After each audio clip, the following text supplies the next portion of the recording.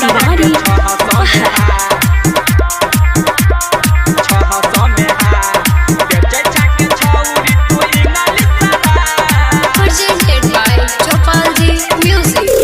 गे बरनी केने चातू गे धंधा तब किया रहे हरदम गे मंदा गछौरी बरनी केने चातू गे धंधा तब किया रहे हरदम गे मंदा के रंगदारी तू दई छा जवाब हे गे दई छा जवाब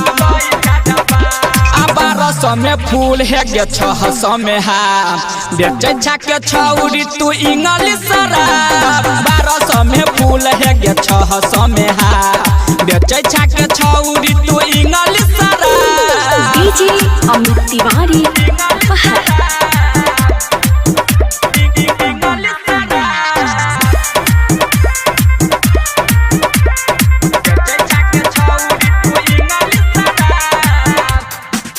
सब दारू बहाने तोरा में गे सटलो तोरा लगे सामान छौरी एको गो नहीं बचलो गे सब दारू बहाने तोरा में गे सटलो तोरा लगे सामान छौरी एको गो नहीं बचलो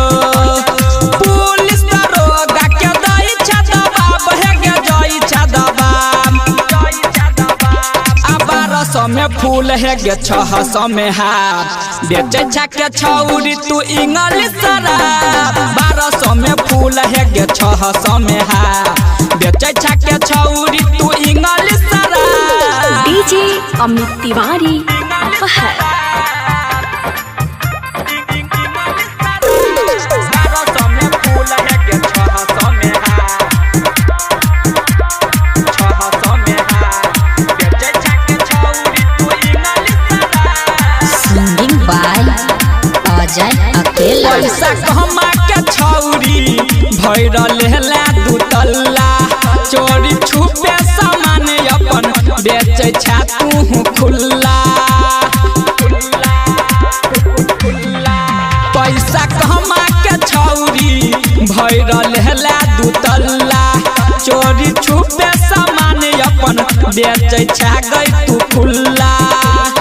अजय उमेश के तू कह छा ना बाप है गे कह छा ना बाप 1200 में फूल है गे 600 में हाफ बेचे छा गे छौरी तू इंग्लिश शराब 1200 में फूल है गे 600 में हाफ बेचे छा गे छौरी तू इंग्लिश शराब 500 में देवी तब बाल presented by Chopalji Music।